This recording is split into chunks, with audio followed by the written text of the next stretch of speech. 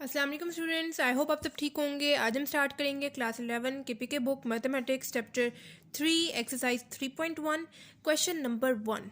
Exercise 3.1 start करने से पहले आपको कुछ बेसिक बातें पता होनी चाहिए। जैसे फॉर एग्जांपल मैंने यहाँ पे लिखा है ए वेक्टर बी। अच्छा, वेक्टर्स होते क्या हैं? वेक्टर्स में हमारे पास जब दोनों चीज़ें यानी मैग्नीट्यूड एंड डायरेक्शन दोनों चीज़ें दी होती हैं तो वो हमारे पास क्या कहलाता है? वेक्टर होता है। ठीक है, अब मैग्नीट्यूड क्या होता है? मैग्नीट्यूड आपके पास कोई भी न्यूमेरिक नंबर हो सकता है, जैसे फॉर एग्जांपल 10। ठीक है, और डायरेक्शन आपके पास नॉर्थ साउथ ईस्ट वेस्ट, ठीक है, किस डायरेक्शन में वो जा रहा है, ठीक है, तो वो आपके पास आएगा डायरेक्शन। ठीक है, जब मैग्नीट्यूड एंड डायरेक्शन दोनों दी होगी तो वो आपके पास क्या कहलाएगा? वेक्टर कहलाएगा। जैसे फॉर एग्जाम्पल मैं आपको फोर्स की एग्जाम्पल दे रही हूँ। 10 न्यूटन फोर्स आप लोग लगा रहे हैं एक ऑब्जेक्ट पे। ठीक है, तो मैग्नीट्यूड हमारे पास क्या है? 10 न्यूटन है। डायरेक्शन आप लोग किस डायरेक्शन में लगा रहे हैं? आप साउथ पे लगा रहे हैं, नॉर्थ पे लगा रहे हैं, ईस्ट पे लगा रहे हैं, वेस्ट पे लगा रहे हैं। ठीक है, जिस डायरेक्शन पे लगा रहे होंगे वो आप लोगों ने शो कर देनी है। ठीक है, वेक्टर्स ये होते हैं। अगर अब स्केलर क्या होते हैं? ठीक है, अगर आपके पास डायरेक्शन नहीं दी हुई, सिर्फ मैग्नीट्यूड दिया हुआ है, तो वो आपके पास क्या होते हैं? स्केलर होते हैं। ठीक है, वेक्टर्स हमारे पास जब दोनों चीज़ें दी होती है, मैग्नीट्यूड प्लस डायरेक्शन, तो वो हमारे पास वेक्टर होते हैं। एंड स्केलर में सिर्फ मैग्नीट्यूड दिया होता है, डायरेक्शन नहीं दी होती। ठीक है, अब यहाँ पे कुछ आपको बेसिक्स पता होनी चाहिए इस एक्सरसाइज को स्टार्ट करने से पहले।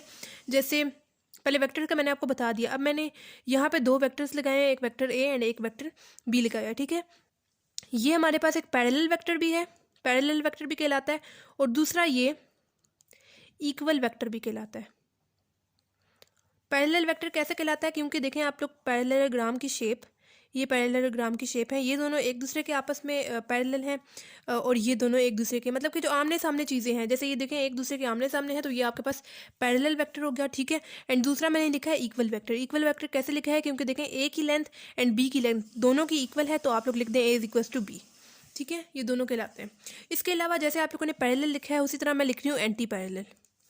एंटी पैरेलल मतलब क्या? एक की डायरेक्शन मतलब वेक्टर ए की डायरेक्शन इस तरफ है एंड वेक्टर बी की डायरेक्शन उसी से ऑपोजिट है, ऐसे करके लेंथ दोनों की सही है, सेम है। ठीक है, बट डायरेक्शन जो है वो ऑपोजिट होगी, तो वो आपके पास क्या होगा? एंटी पैरेलल होगा। ठीक है, और एक और भी है। जैसे फॉर एग्जांपल ये मेरे पास ए ही वेक्टर है, ठीक है, और उसी का ऑपोजिट जो एक और मैंने वेक्टर बनाया है वो भी ए है। ठीक है, लेकिन फ़र्क क्या होगा? अगर यहाँ पे मैंने ए पॉजिटिव डाला है, तो जब मैं उसकी डायरेक्शन चेंज करूँगी तो मेरे पास नेगेटिव साइन उसके साथ लग जाएगा। ठीक है, अगर मेरे पास वेक्टर ए इस तरफ है, अगर मैं खुद से जो है चेंजेस करके उसकी डायरेक्शन चेंज करूँ तो मेरे पास नेगेटिव साइन इस तरफ लग जाएगा। ठीक है, ठीक हो गया, यहाँ भी समझ आ गया।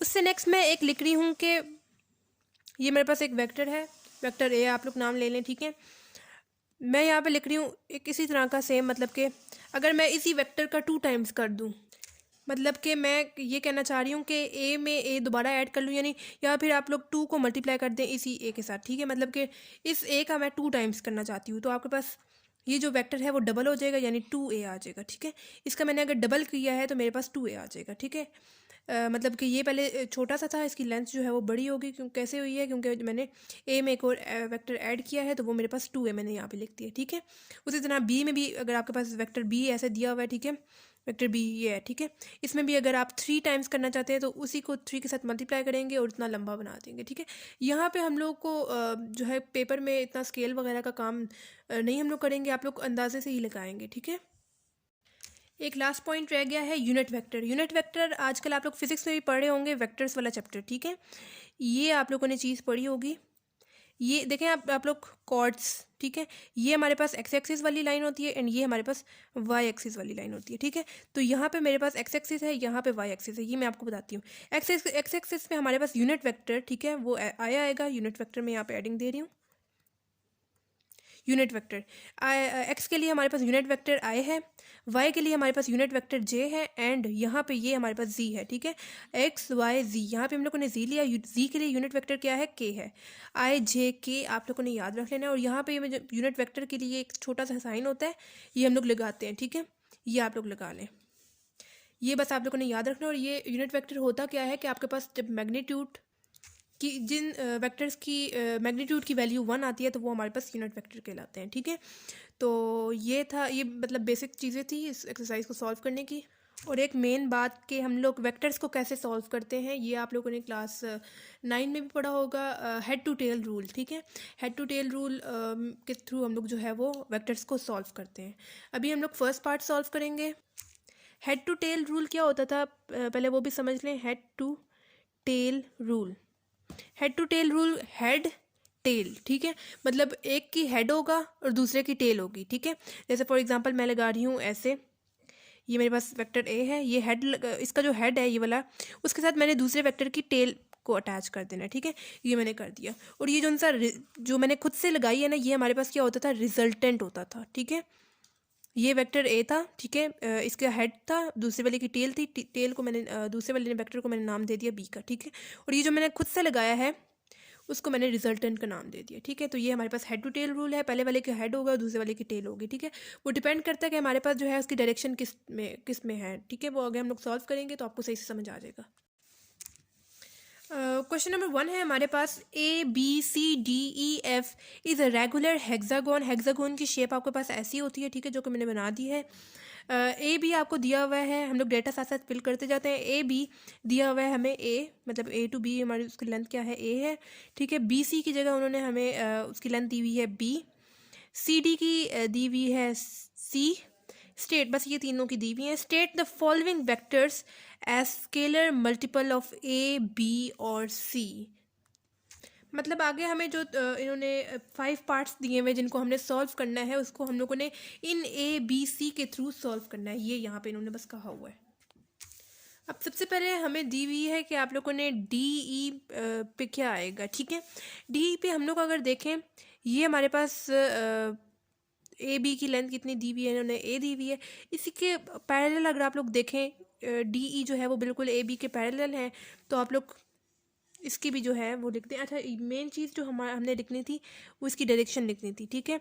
हमारे पास पहले से ही क्वेश्चन में जो है वो एरोस लगे हुए हैं, ठीक है। ये वाले जो एरोस हैं वो क्वेश्चन में लगे हुए। आगे ऐसे चलते जाएंगे तो यहाँ पे देखें एरो कैसे था, ऐसे करके था, और ऊपर हमारे पास जो है ऑपोजिट करके एरो है। तो आप यहाँ पे हम लोगों ने चूँकि इनको एक दूसरे के पैरेलल करते हुए वैल्यूज़ जो हैं वो सेम लिखी हैं। अगर यहाँ पे ए है तो ऊपर भी जो है हम लोगों ने पैरेलल देखते हुए एक दूसरे के ऑपोजिट देखते हुए जो है वो वैल्यूज़ सेम लिख दी। यहाँ पे ए था, ऊपर भी ए लिख दिया, लेकिन डायरेक्शन जो है वो ऑपोजिट है। यहाँ पे एरो हमारे पास इस तरफ लगा हुआ है और यहाँ पे एरो हमारे पास ऐसे आगे की तरफ मूव कर रहा है, तो नेगेटिव ऑफ साइन लगा देंगे। मैंने आपको यहाँ पे स्टार्टिंग में बताया था ये वाला, ठीक है, ये वाला। अगर ए हमारे पास ऐसे जा रहा है और दूसरा ए हमारे पास इस तरफ जा रहा है, मतलब कि पहला ए हमारे पास राइट तरफ जा रहा है और दूसरा ए हमारे पास लेफ्ट तरफ जा रहा है। एरोस हमारे पास, एरो हेड आप लोग देखें, ठीक है, डायरेक्शन जो है हमारे पास, तो आप लोगों ने उसको नेगेटिव साइन के साथ शो करना है, ठीक है।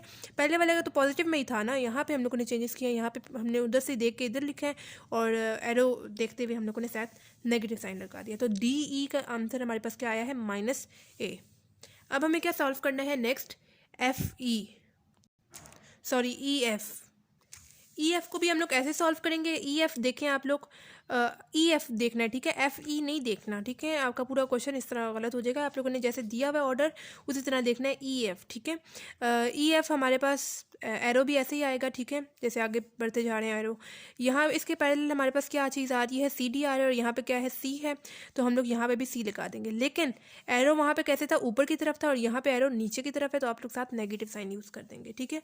देखते हुए हमने यहाँ पे भी माइनस साइन यूज़ कर दिया। उसी तरह नेक्स्ट हमें क्या बोला हुआ है, एफ ए आप लोगों ने उसका फाइंड आउट करना है। एफ ए का ऑपोजिट हमारे पास क्या चीज़ है, पैरेलल हमारे पास, सॉरी ऑपोजिट चीज़, ठीक है, वो हमारे पास क्या है, सी बी है। सी बी में हमारे पास क्या आ रहा है, बी आ रहा है, हम लोग यहाँ पे भी बी लगा देंगे। एरो नीचे आ रहा है ऐसे करके, यहाँ से ऊपर जा रहा था इस तरफ, सॉरी एफ ए के साथ हमारे पास नीचे की तरफ आ रहा है एरो, साथ आप लोग नेगेटिव साइन यूज़ कर देंगे, ठीक है। -b यहाँ पे आ गया हमारे पास। नेक्स्ट हमें फाइंड आउट करना है ए डी, ठीक है। यहाँ से देखें ए एंड डी, यहाँ पे अब थोड़ा सा हम लोग रफ वर्क करेंगे। हमें डायरेक्शन किसकी फाइंड आउट करनी है, मतलब कि सॉरी लेंथ ए डी की, ठीक है। ए डी को हम लोगों ने ऐसे मैच कर दिया है, ठीक है। अब अगर अब हम लोग ऐसे कैसे इसकी फाइंड आउट कर सकते हैं ना, यहाँ पे कोई चीज़ इसके ऑपोजिट हो कि हम लोग जो है इसकी वैल्यू फाइंड आउट कर सकें, तो हम क्या करते हैं, मैं अगर इसको ऐसे डॉटेड लाइन से शो कर दूँ, ठीक है, ऐसे दरमियान से, तो अब यहाँ पे आप लोग देखें सी बी, यहाँ पे बेशक आप लोग जो है वो अपने फॉर्मेलिटी के लिए नाम दे दें और दे दें नाम, ठीक है। सी बी एंड ओ ए की देखें सी बी में हमारे पास क्या है, बी है, तो यहाँ पे चूंकि ये दोनों एक दूसरे के पैरेलल शो हो रहे हैं, ठीक है, तो ये भी हमारे पास क्या हो जाएगा, बी हो जाएगा, ठीक है। अब यहाँ पे नीचे बी है तो हमारे पास ऊपर भी क्या आ जाएगा, बी आ जाएगा, एंड बी प्लस बी हमारे पास क्या हो जाएगा, टू बी हो जाएगा, ठीक है। और डायरेक्शन भी देखें हमारे पास दोनों की जो है वो सेम आएगी, ठीक है, ऊपर की तरफ।